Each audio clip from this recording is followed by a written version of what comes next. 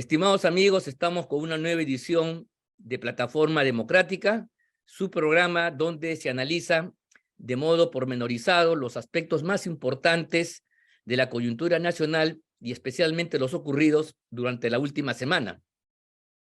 Semana que ha estado caracterizada pues por actos de violencia por un lado y por el otro por un entrampe producido dentro del Congreso, de modo que en lo inmediato se ha bloqueado la discusión siquiera de la posibilidad de adelantar el cronograma electoral, como era expectativa de muchos. Sobre estos aspectos vamos a conversar con Víctor Andrés García Belaúnde y con Juan Cheput, no sin antes recordarle a todos ustedes que este es un programa que se transmite por el canal VHTV de Cable Más y se retransmite por las redes sociales de la Coordinadora Republicana y el portal La Abeja. En consecuencia, sin más preámbulo y saludando a Víctor Andrés y a Juan, la pregunta es, bueno, ¿cómo ven la coyuntura nacional donde luego de la discusión en el seno de la Comisión de Constitución ocurrida hace unos días atrás, se cerró liminarmente, se rechazó liminarmente el proyecto presentado por el Poder Ejecutivo y se señaló además de que, de acuerdo al reglamento, cuando una propuesta ha sido rechazada, no se puede ya volver a presentar en una nueva legislatura. Esa es la posición que ha ganado. Desde el punto de vista formal, el tema está bloqueado en lo que va de la legislatura presente, que todavía no tiene cuándo terminar, porque el Congreso, la mesa directiva la va postergando de día a día, semana a semana, cuando esto ya debió haber acabado hace mucho tiempo. Sobre el particular, esta situación, parece que el tema electoral, por lo pronto, en lo inmediato, está bloqueado en el Congreso y, mientras tanto, la violencia subversiva, en diferentes formas, sigue asolando el país. Hay importantes ciudades, segmentos del territorio nacional que están bloqueados y desabastecidos, prácticamente tomados por determinados grupos violentistas que ejercen una suerte de autoridad basada en el temor, como lo dan testimonio gente, por ejemplo, en Madre de Dios, en Puerto Maldonado y en otras partes, ¿no? Entonces, la coyuntura continúa, digamos, en el fondo desarrollando las características centrales que se desataron luego de la caída de Castillo el 7 de diciembre del año pasado, y parece ser que en lo fundamental no se ha producido ningún giro ni cambio importante, salvo mejor parecer. Víctor Andrés, empezamos contigo. ¿Qué tal, Ángel? Un placer saludarte a ti y, por supuesto, a Juan también. A ver, yo creo que hoy día termina la legislatura, tengo entendido, y que por lo tanto ya no habría mucho que hacer. No va a haber adelanto de elecciones, por lo menos este año no, y el próximo año creo que con dificultad, creo que no, pero en fin. De hecho, este año ya no va a haber. Esta legislatura. Así es. Y en esta legislatura no, porque es que tendría que haber en la próxima y faltaría tiempo, ¿no? Si en las dos legislaturas siguientes faltaría tiempo. Lo que llama la atención es que los propios castillistas que vacaron a Castillo son los que hoy día no quieren adelanto de elecciones y han retirado inclusive una moción al respecto, acompañado de otras bancadas. Entonces, es decir, esto se confirma en lo que ya hemos dicho, la teoría un poco del señor Montoya, ¿no? Ellos no quieren irse. Ellos han juramentado el cargo por 5 años y no quieren irse, ¿no? Inclusive dicen que citan a Grau diciendo que la Constitución es su caudillo, pero fue en otras circunstancias, ¿no? No conocen a qué se debe esa frase y esa sonada del siglo XIX. Pero en fin, en todo caso, lo cierto es que la situación, yo vengo del norte ahora, he estado en el norte, muy tranquilo el norte, allá no pasa absolutamente nada, hay un tema de seguridad, otro tipo de problemas, pero no es un tema de huelga ni de protesta. Todo está normal. Y en Lima los piquetes han bajado muchísimo, aunque crean problemas un poco a la teoría del sindicato peronista, que son piquetes que van rondando por la calle, se ponen en una Piqueteros, esquina. ¿Ah? piqueteros, Los piqueteros le famosos llaman en piqueteros Argentina. que hay en Buenos Aires constantemente y que tienen ahí muchos años. Muchos de ellos viven de eso, se han acostumbrado a vivir de eso.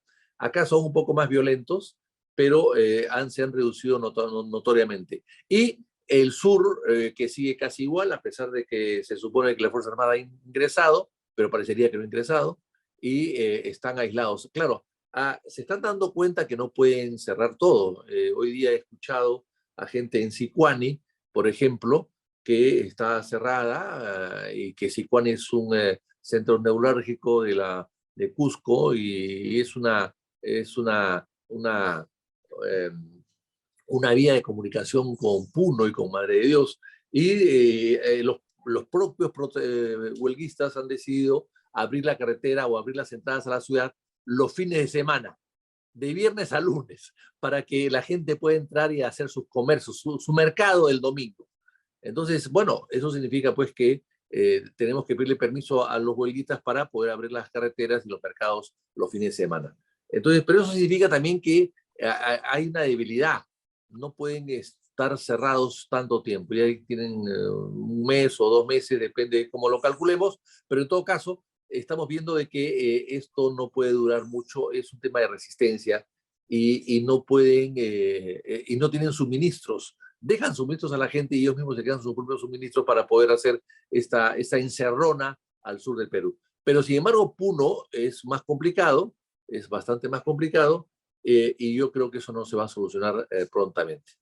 ¿Aguantará entonces la señora Boluarte cohabitar con estas encerronas del sur hasta el 2026? No creo.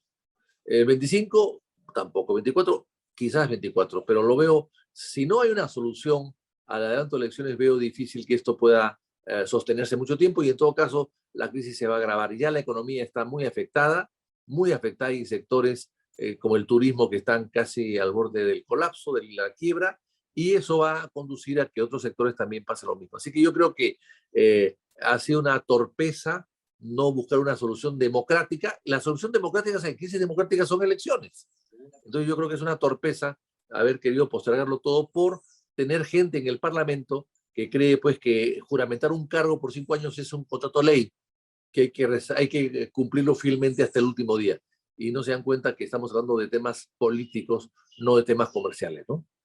Bueno, es correcto, pero a ver, en tratando de entender lo que pasa en el Parlamento, es verdad que hay un grupo que expresa claramente su voluntad de no irse, dicen que han sido elegidos hasta el año 26 y ese es el mandato constitucional. Esa posición la expresa Montoya.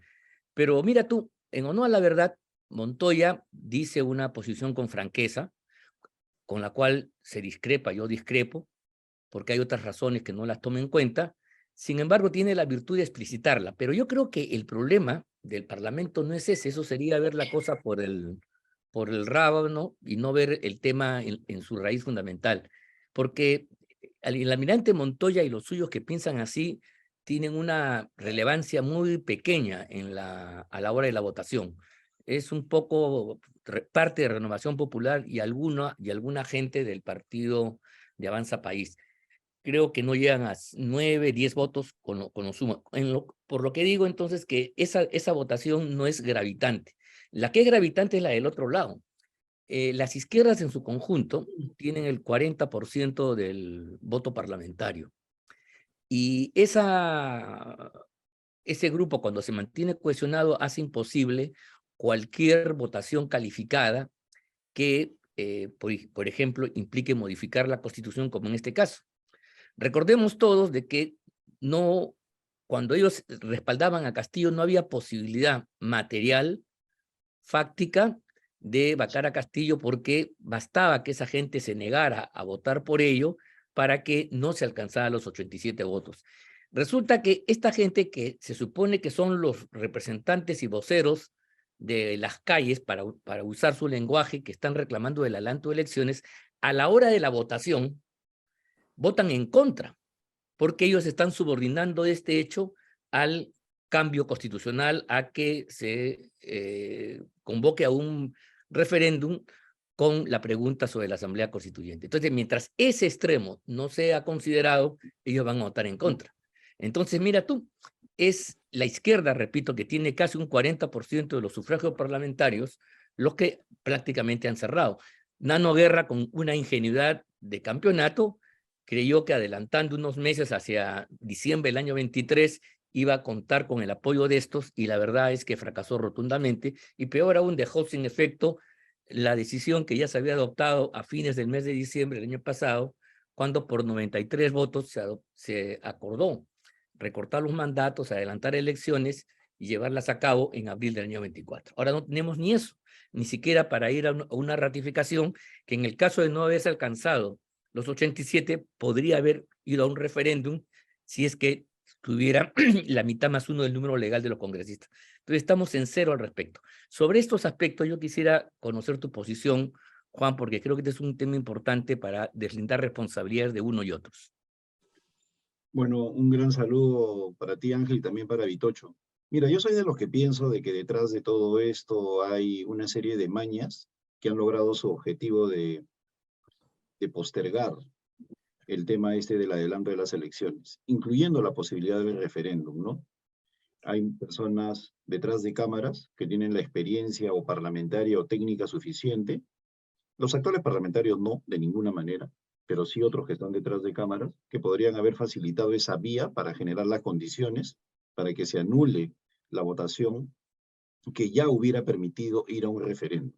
Por lo menos, Pero, ¿no? por lo menos, claro. Por lo Pero menos. por otro lado, dentro de las personas que se oponen, no solamente están estos pintorescos personajes de Renovación Popular y de Avanza País, que están priorizando sus excelentes Sí, seguros de de vida, de acuerdo. salud, su sueldo, sino están los topos y los niños. Yo sostenidamente recuerdo que en los primeros días de diciembre, Sada Goray decía que le había dado cerca de 5 millones de soles a Castillo y a otra persona, a Salatiel Marrufo, junto con Salatiel Marrufo. ¿Para qué? Para comprar congresistas en la primera vacancia.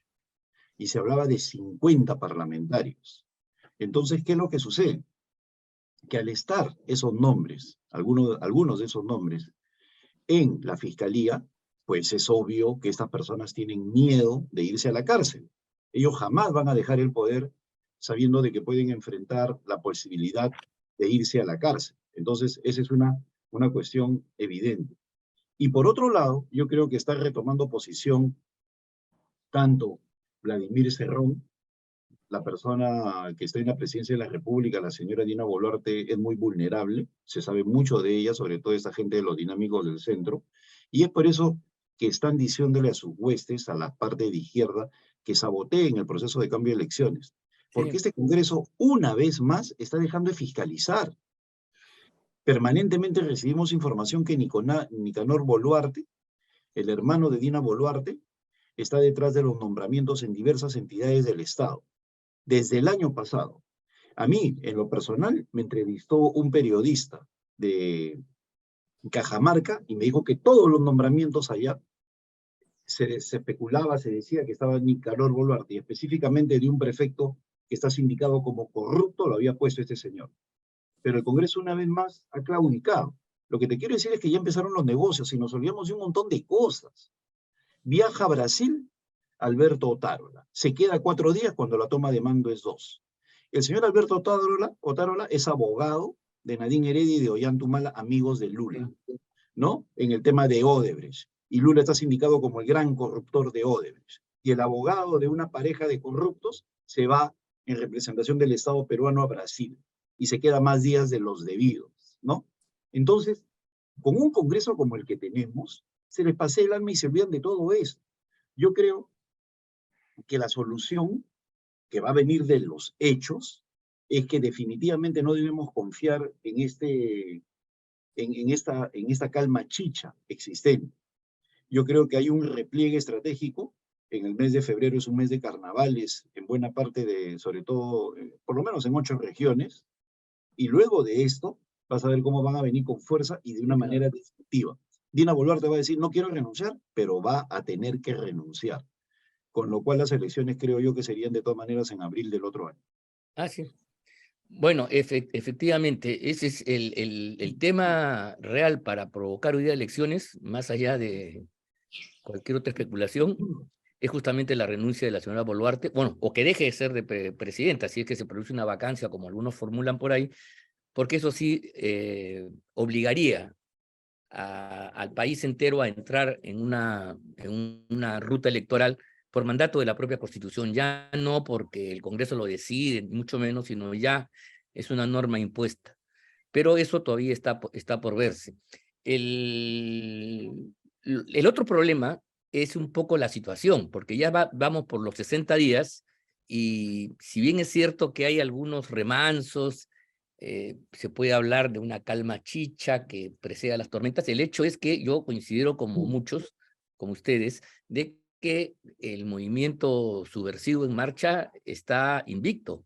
Más aún, yo creo que se ha fortalecido, tiene un martirologio, ha ganado presencia internacional, ha hecho que venga una serie de gente vinculada a los derechos humanos en de América Latina al Perú, en fin, han logrado, digamos, salir del aislamiento en que estaban con Castillo y que luego de la vacancia de él pensamos que iban a entrar en un repliegue y derrota. No, la verdad es que ha habido cierta habilidad política para saber usar la fuerza, el acto terrorista, el acto subversivo, la violencia, y de hecho han recuperado alguna centralidad en el escenario político, mientras el gobierno aparece acosado, dividido, fragmentado, y el Parlamento totalmente, pues, mirándose el ombligo en una inopia, en una actitud parsimoniosa, realmente inexplicable.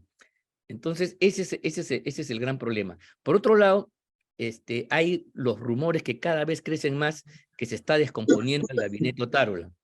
Por segunda vez, el semanario de Hildebrand, en base a una información que dice recabarla desde adentro, da cuenta de la diferencia y las tensiones entre la presidenta y el primer ministro. Y en este número del día viernes se habla de una señora Girka Asaya, que no la conozco, que sería, digamos, el poder en la sombra, y que estaría buscando aislar y cambiar al señor Otárola. Inclusive se está hablando de poner al frente de la presidencia del Consejo de Ministros al actual ministro de Desarrollo Social, Martini, un tal Martini, un muchacho que lo he visto por ahí, que es una de las promesas del caviaraje los últimos tiempos. Entonces, creo que sí, las condiciones para que se produzca una crisis gubernamental, por lo menos están dadas, y probablemente el curso de los acontecimientos, la incapacidad de poder restablecer la calma y la vida económica en importantes ciudades del sur del país va a tener una factura que la va a tener que pagar alguien. Entonces, eso puede afectar gravemente al gobierno de Boluarte, y Boluarte parecería que está deshojando margaritas, en lugar de irse ella, que se vaya su primer ministro, ¿no? Y hacer un recambio. Ese es un poco lo que se estaría jugando en la trastienda. Sobre el particular, sobre la crisis en las alturas, ¿cuál es la opinión de Víctor Andrés? Vitocho, tuya. Ángel, si renuncia la señora Boluarte, ¿qué dice la Constitución exactamente? ¿Tiene que convocar elecciones Dice el que asume el presidente del presidente. Congreso? Sí. ¿En cuánto tiempo? ¿4 meses? No hay pone fecha. tiempo. No estipula. No No estipula estipula. 4 meses. 4 meses es cuando disuelven el Congreso. Ah, Claro. ya. Es una obligación, complementando, es una obligación del presidente de la República convocar elecciones en 4 meses, porque la sanción es que el Congreso se vuelve a constituir, se vuelve a reunir y instalar si es que no lo hace. ¿Por qué? Porque un presidente que cierre el Congreso no puede gobernar sin Congreso, pues te das cuenta. En cambio, la otra fecha es abierta. La otra fecha, cuando no hay presidente, no hay vicepresidente, el No presidente... expresan fecha. Es No dice un fecha. poco la experiencia de Valentín Paniagua, para tener una referencia histórica.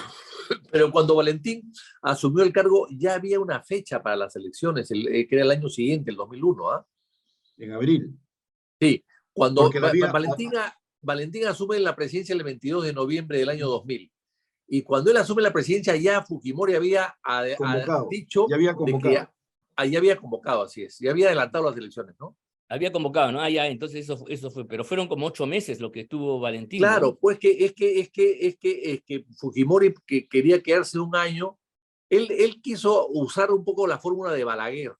Y ahí yo me voy, Balaguer dijo 2 años, Fujimori dijo yo me voy en un año, convoco elecciones y no voy a ir a la reelección, igual que Balaguer, la fórmula Balaguer. Pero claro, no contaba como con el video que salió, ¿no? De Curi Montesinos, ¿no? Y ahí sube Paniagua. Sí, Pero bueno, ya el entonces más o menos cronograma, el cronograma electoral esa estaba sería prácticamente hecho, ¿ah? lo más parecido, en el caso que renuncie sería Pero la Ángel, historia del año 2001. son 8 meses Ajá. porque se queda hasta el 28 de julio. Pero Valentín asume en noviembre y las elecciones son en abril.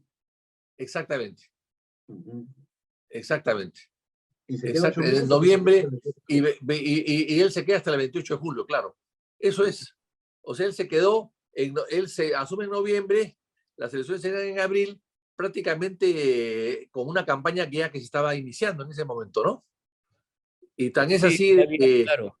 Acción Popular estuvo en las dudas de ir o no ir a la candidatura presidencial del 2001. Yo fui candidato de Acción Popular en el 2000 a la presidencia y el 2001, bueno, se supone que Acción Popular iba a participar también como lo hizo el 2000 con la Ahí, RR y sin embargo la decisión del partido por indicación del presidente Belaunde fue que Acción Popular no participaba el 2021 con plancha presidencial, solamente con el Parlamento para no digamos, perjudicar o vincular la candidatura del partido con su presidencia, ¿no?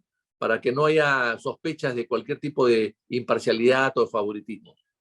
sí, el que presionó bastante en aquella época fue Toledo, porque inclusive había mucha presión y había un consenso hasta cierto punto de que Valentín Paniagua ampliara su mandato, ampliara la transición hasta reformar la constitución fujimorista. Ese fue uno de los temas que, ¿te acuerdas tú, Juan? Lo hablamos con Borea, inclusive con otros más, ¿no? Pero la presión de Toledo, que estaba embalado, que había quedado, pues, que le habían robado la No, elección pasada, claro. fue la que obligó a que se aceleraran los tiempos. Instruyó a sus parlamentarios que de ninguna manera. De ninguna manera, No, sí, así fue. Era inclusive, la segunda bancada más importante y, Así, e hizo presión para que se hicieran las elecciones de todas maneras. así fue. no, pero peor aún, te voy a contar algo más.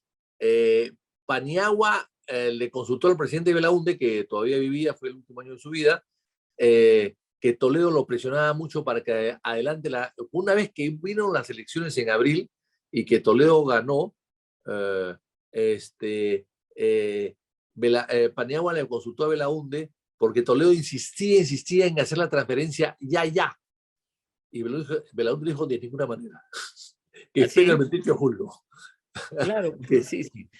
porque quería aplicar rápidamente su Y programa de Toledo estaba gobierno. desesperado textualmente, sí. Así es, Es desesperado, verdad, es verdad, es desesperado. verdad. Ese es un hecho. Bueno, entonces, ¿cómo ves tú la crisis? ¿Cómo se va a desenvolver la crisis? En fin, esta es una posibilidad, pero también puede ser que se produzcan recambios ministeriales, ¿ah? Esa es la otra línea, que es la Mira, que yo creo, la yo creo información que de Hildebrand viene aquí sí, a dar yo, este sí. tipo de datos, ¿no?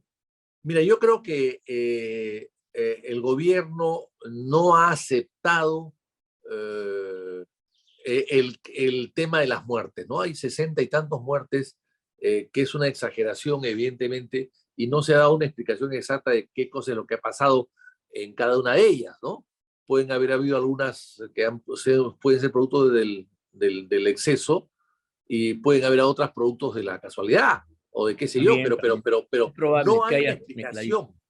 Y en el Perú, desde la época de José María Lajara y Dureta, el año 80, que renunció por una muerte de un estudiante en Cusco, los ministros, salvo él y uno que otro más, no han querido mucho asumir responsabilidades con sus renuncias, que es la responsabilidad Rospigliosi, política que tienen que asumir cuando hay Rospigliosi, muertos. Rospigliosi con el Arequipazo Rospirosi también, renunció. exactamente. Pero Sí, son sí. pocos, son contados, es decir, no hay vocación de renuncia, pero no hay vocación de renuncia ni siquiera de asumir responsabilidades.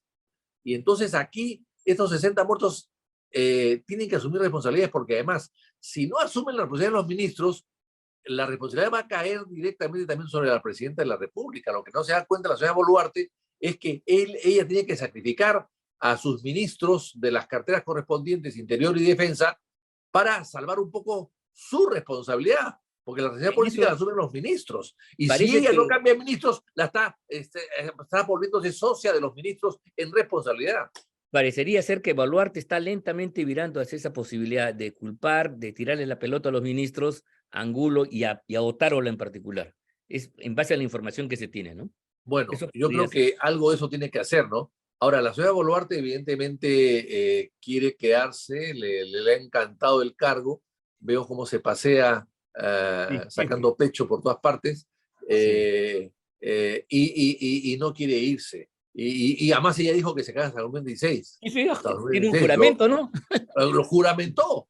Ahora resulta que está como Montoya, que ha juramentado y no puede romper su juramento. Ahí está, se dan la mano. Montoya y Boluarte se dan la mano, sí. Se dan la mano. Yo creo que ahí lo que ella tiene que hacer es ver la manera de una salida honrosa, si quiere, alturada, pero tiene que buscar una salida, y la salida es adelanto elecciones de todas maneras. La fecha se puede conversar, pero tiene que haber un tipo de adelanto. No podemos de ninguna manera esperar más tiempo. En cuanto a la constituyente o a la asamblea constituyente, bueno, yo lo que he escuchado de la gente que habla y que pide, no sabe lo que pide. O sea, yo lo que haría es un gran debate sobre los cambios que la Constitución requiere, con participación de todas las fuerzas políticas del Perú, y empezar a discutir qué cambios se requieren. Porque para cambiar el capítulo económico no requiere cambiar la Constitución. Para cambiar 3 o 4 artículos que hablan del contrato de ley, no requiere cambiar la Constitución. Entonces, ¿para qué se va a hacer un gran esfuerzo de cambiar toda una Constitución con una gran asamblea cuando puedes hacer cambios previstos en la propia Constitución de algunos artículos que te incomodan? Porque yo no creo que hay muchas constituciones, y tú lo sabes mejor, Ángel, que yo, que no tienen capítulos económicos y que son exitosos. Claro. Por ejemplo, Esa es una Japón, cosa nueva. Alemania. Esa es una cosa nueva. Eso es una cosa nueva. El capítulo económico es una cosa de las constituciones a partir del año 90 o 2000. Antes no existía. O sea, toda la constitución antes del año 2000 no tenían capítulos económicos. El año 90. Entonces, ¿qué cosa? El Perú es uno de los pocos países del mundo que puede tener un capítulo económico. Y entonces, sin embargo, el desarrollo de Japón o de Alemania o de Italia son magníficos y no tienen capítulos económicos, inclusive de España. Entonces, es absurdo pensar que cambiando la Constitución por un capítulo, además el Perú va a mejorar al día siguiente y va a crecer. Hay que recordar que del año 50 al año 70, en esos 20 años, inclusive 18 hasta el 68, para ser más exactos, el Perú tuvo la Constitución del año 33, y en ese periodo de tiempo el Perú creció de promedio 5.5 anual. Era una de las tasas más altas de América Latina. Anual, por 18 años. Y ahora estamos viendo que el Perú ha crecido mucho, es cierto, del año 2000, 2001 al 14 o al 15, no son 18 años, son 12 años más o menos, que ha crecido también mucho, 6% de promedio o algo más, pero con otra constitución, sí pues, pero con la otra creció igual, más tiempo, y con esta creció bastante bien, por supuesto, pero menos tiempo. Entonces, no es un tema de capítulo económico el crecimiento, es un tema de gestión. Totalmente. Y eso es lo que la gente no se da cuenta. Totalmente. Y eso creo que hay que discutir con ellos, abrir un debate y discutir con ellos los cambios. Y con eso estás desvistiendo la poca formación intelectual, política y económica de estos señores que piden una asamblea constituyente sin saber para qué. Sí, es verdad, es verdad. No sé, Juan, ¿a ti qué te parece? Es verdad lo que dice. Mira, el tema económico no es fundamental en el tema constitucional, para nada. La Constitución son 2 aspectos que vienen de la época de la Revolución Francesa, de la famosa declaración. Derechos fundamentales superiores, anteriores al Estado, una protección de los individuos, y 2, una arquitectura del poder basada en la separación de poderes para que se produzca un check and balance, un control mutuo intraorgánico. Esos son los 2 temas de la Constitución, nada más. Todo lo demás es adjetivo, complementario y podría perfectamente prescindirse. Juan, ¿qué opinas tú al respecto? Mira, yo creo que hay mucha desinformación en este tema de de las constituciones tal y como dice Vitocho. Por ejemplo, han estado hablando con bastante asiduidad de que en Estados Unidos se ha modificado mucho la constitución, y sobre el particular salió al frente Michael Reed, ¿no? El gran editor y latinoamericano de The Economist, y dijo que en 220 años la Constitución americana solamente tiene 15 enmiendas, y en los últimos 50 años, una nada más y completamente intrascendente, ¿no? O sea, tuvo que salir a ilustrar Michael Reed a la gente que decía, ¿cómo es posible que Perú no quiera cambiar? O sea, yo sí creo de que hay aspectos puntuales que se tienen que cambiar vía lo señalado en el artículo 200. Pero por otro lado, yo creo que el problema no va por el lado constitucional, sino por la actitud de Dina Boluarte de ignorar lo que se le viene. La inexperiencia de la Boluarte evita de que ella vea, ella ¿sabes a quién se parece? A esos antílopes, ¿no? El antílope cuando ve un oso, un lobo, esconde la cabeza detrás de un árbol, ¿no? Y piensa que como ya no ve al oso, al lobo, el lobo ya no lo ve a él, ¿no? Pero están todos los cachos que se le nota. Ella también intenta, así como el Ay, avestruz se esconde la cabeza, el igual a antílope veces. detrás del árbol se pone el antílope, el alce, el antílope, ¿no? Y ella no quiere ver un problema que es el de las vanguardias revolucionarias, que están en una posición de repliegue. Cuando regresen van a venir con todo. Van a Yo venir con ayer, todo. yo ayer quedé estupefacto cuando vi un video en el cual la población de un distrito puneño, que no recuerdo el nombre, amenazaba a la policía, Mazo Cruz. Mazocruz, ¿no? Les decía, depongan las armas y váyanse, o si no, incendiaremos la comisaría. Entonces, mira, esa actitud de desconocer al Estado, al representante del Estado, a la policía y de la autoridad, esa actitud de matar niños, los sicarios, esa actitud de que las motos faltan el respeto en la Javier Prado, en todas partes, y encima se paran y te pechan, ¿no? A pesar de que están infringiendo la ley. Todo eso, y lo dice Steven Pinker, ¿ya? Todo eso es la demostración de que cuando el principio de autoridad está destruido, ¿ya? Sí, claro. O sea, la presidenta no sirve para nada, nadie la respeta. Entonces todo el mundo hace lo que quiere. Yo puedo matar a un niño porque no me va a pasar nada. Sí. Puedo meterme en la Javier Prado porque no va a pasar nada. Puedo amenazar a un policía porque no va a pasar nada. Y se equivocan quienes dicen que es culpa de la Policía Nacional. La Policía Nacional no tiene por qué resolver problemas políticos. La policía puede salir a manejar el control de la violencia, pero no es su función resolver problemas políticos. Mientras haya gente como Montoya, como Cueto, como la gente de Avanza País o la misma Dina Boluarte, que crean que hablando públicamente que nos vamos a quedar, pues no va a ser así. Igual decía Luis XVI, ¿no? Y lo guillotinaron. No pasa nada, María Antonieta, no es la chusma. La chusma lo terminó decapitando a él y a su mujer. Entonces, acá ellos dicen no pasa nada como si estuvieran en Versalles, y lo que va a pasar es no van a renunciar, sino los van a votar a patadas. Hoy día las encuestas de Datum hablan de que Williams tiene menos popularidad que la misma Boluarte, y Boluarte ya está en 16. Pero por otro lado, el 71% es consistente en pedir que se vayan, ¿no? Y cambio electoral a la brevedad posible. Y como dice la encuesta, un sentimiento creciente. Y ahora, que termine el mes de carnavales y te enfrentes a una realidad de quiebra generalizada, sobre todo en el sector turismo y todo el clúster del turismo, que los padres no tengan para comprar las zapatillas, los zapatos, los útiles, el uniforme, ni pagar las matrículas, y que encima no tengas trabajo, vas a ver cómo se le va a venir todo encima de Dina Boluarte, porque ella cree que simplemente echándole tierrita, ¿no? O ignorando el tema, va a poder quedarse. Está actuando con una gigantesca ignorancia política. Bueno, sí, efectivamente coincido con eso. Creo que la señora Boluarte le ha tocado asumir la presidencia, si bien legítimo, eso no está en discusión, pero en circunstancias que la superan ampliamente. Es un caso evidente donde la responsabilidad la abruma, y ella pues simplemente balbucea, farfulla, sin ningún tipo de consistencia, ¿no? No sé si cambiando el equipo ministerial podrá tener una salida, yo lo dudo, pero eso es lo que se está cocinando, ¿no? Efectivamente, creo que este embalse de crisis, el no haber resuelto el tema político territorial en varias zonas del país que afecta a la economía y a mucha gente, creo yo que en un momento determinado va a nuevamente a presionar en el Congreso, pero el Congreso como tiene una estructura de 130, ¿te das cuenta? Es como la Malagua,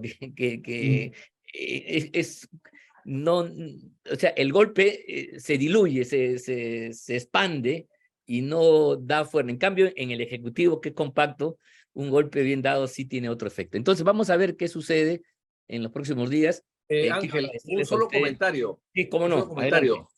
Esto del Congreso, ha demostrado el Congreso que no puede funcionar con una sola cámara. Sí, Y pues, esto es culpa del fujimorismo.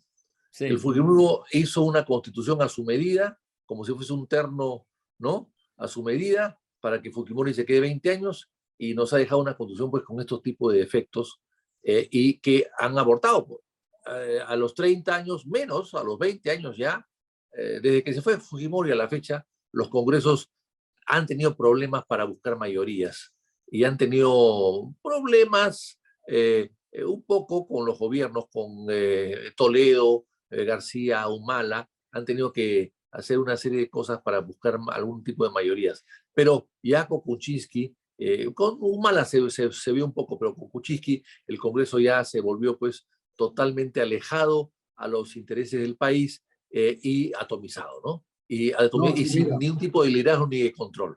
la principal muestra de desprecio por la democracia, que es el respeto a las minorías, es cuando impusieron los 3 directores del BCR, los fujimoristas, Así es, ¿no? O así es. sea, porque tenían 73 votos, ¿no? Se acabó, ¿no? No importa a nadie más, ¿no? Sí. En lugar de ceder poder. Claro, yo estoy completamente de acuerdo con Vittorio. No, sí, sí, hay un pésimo manejo. Bueno, pues, Es una responsabilidad histórica del fujimorismo, ¿eh? sí, pues, porque con 2 cámaras por lo menos se matiza, ¿no? La pelota va de aquí para allá, en fin, hay un Claro, juego pues, más amplio, ha ¿no? servido y como han adaptado la constitución a una cámara cuando estaba hecha para 2 cámaras, la constitución del 79, entonces la han adaptado y la han adaptado mal. Tal es Sí, así de que Vizcarra se ha quedado solo, sin Senado, gobernando claro, 6 meses. porque si hubiera estado vigente la otra constitución, el cierre de la Cámara de Diputados no implicaba el cierre del Eh, Senado. El Senado continuaba. Exactamente, exactamente. O sea, quisieron aplicar la constitución del 79 a la nueva del 93, adaptándola pues a sus caprichos, que era la Sí, unicameralidad. Y por supuesto totalmente de que acuerdo. con el tema de la moción de censura, con de confianza, todo eso Sí, lo han adaptado. Y finalmente mal adaptado, pues. es verdad. Bueno, ahora sí hemos llegado al fin de nuestro programa. Ha sido muy interesante conversar con ustedes dos. Realmente creo que los amigos que nos han escuchado tendrán elementos de juicio para ilustrarse, para ir perfilando sus propias opiniones. Yo quería recordarles a todos ustedes nuestro reconocimiento por por la persistencia que tienen en seguirnos a través del canal BHTV, de Cable Más y las redes sociales, y agradecerles pues de veras esta preferencia y decirles que nos vemos la próxima semana, sin más, esperando pues que las cosas de alguna manera mejoren para bien de todo el país. Muchas gracias y hasta la próxima.